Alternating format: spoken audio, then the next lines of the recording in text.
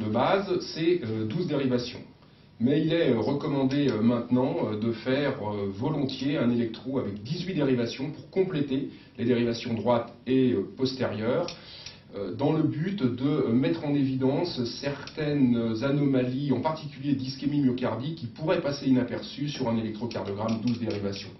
Et on considère que chez un patient qui est suspect d'avoir une maladie coronarienne, eh bien on va récupérer 5 à 10% de diagnostics supplémentaires en complétant l'électrocardiogramme par 6 dérivations supplémentaires, des diagnostics qui seraient passés inaperçus si on s'était contenté des 12 dérivations. Donc, c'est un examen qui est indispensable quand il s'agit d'un patient pour lequel on fait un électrocardiogramme dans l'hypothèse d'une maladie coronarienne et qui peut être utile dans les autres cas, ne serait-ce que pour servir de référence à ces patients. On va placer d'abord les électrodes périphériques, donc aux 4 membres, donc plutôt sur une zone pas trop musculaire pour éviter les parasites.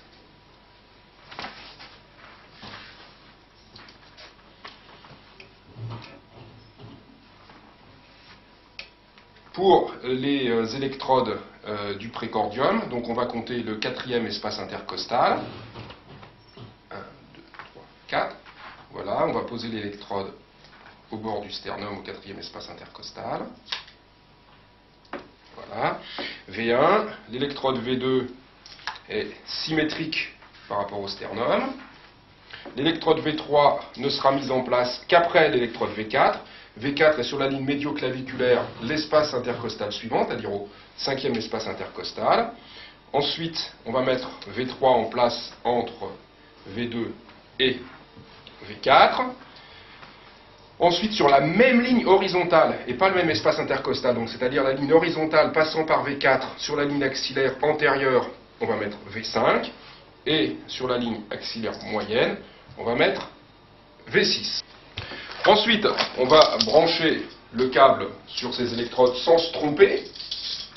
C'est-à-dire qu'on va prendre les 4 longs fils pour les 4 électrodes périphériques.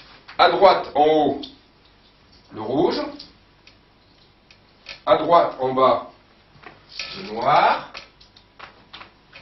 À gauche, en haut, le jaune. À gauche, en bas, le vert. Et comme on l'a appris quand on était étudiant, le rouge et le noir et le soleil qui se lève sur la prairie. Ensuite,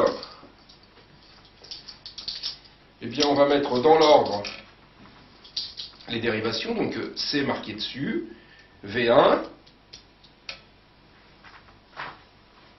V2, V6, V3, V5 et V4. Voilà.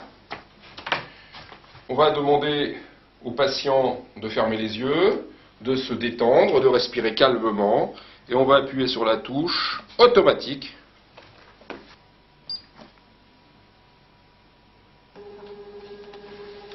Et voilà.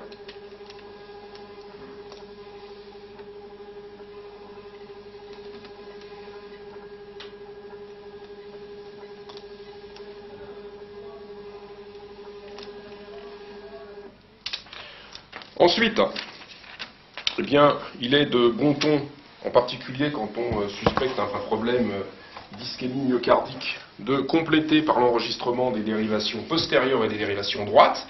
Donc on va prendre 6 électrodes supplémentaires, on va les positionner ici pour les premières symétriques à V3 et à V4, donc c'est-à-dire V3R et V4R.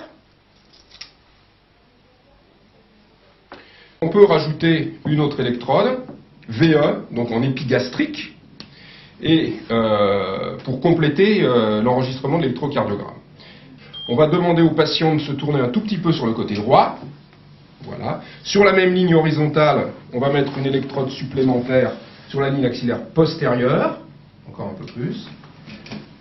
Une autre électrode à la pointe de l'omoplate, toujours sur la même ligne horizontale.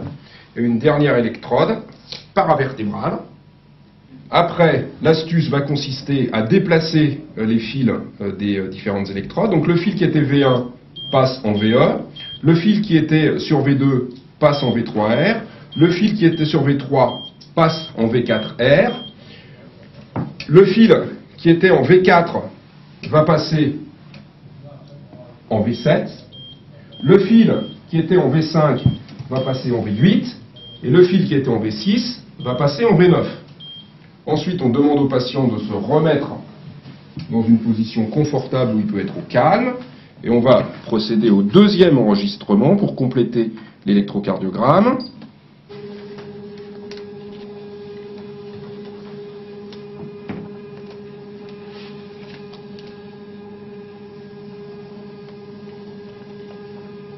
Et là, évidemment, il est absolument indispensable de corriger tout de suite. V4, V5, V6 ne sont pas V4, V5, V6, mais V7, V8, V9.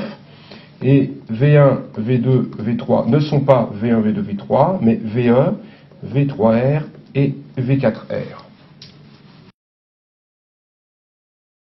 Si l'électrocardiogramme est suspect, dans le cas plus particulier du patient qui serait suspect d'avoir une maladie coronarienne, eh bien, ce que l'on peut recommander, c'est de faire le 15, de prendre contact avec le SAMU et avec le médecin régulateur, de prendre ensemble une décision qui peut, dans le meilleur des cas, passer par la transmission de l'électrocardiogramme au médecin régulateur et puis de prendre ensemble la décision sur ce qui sera le plus adapté à la prise en charge de ce patient avec le médecin généraliste et le patient.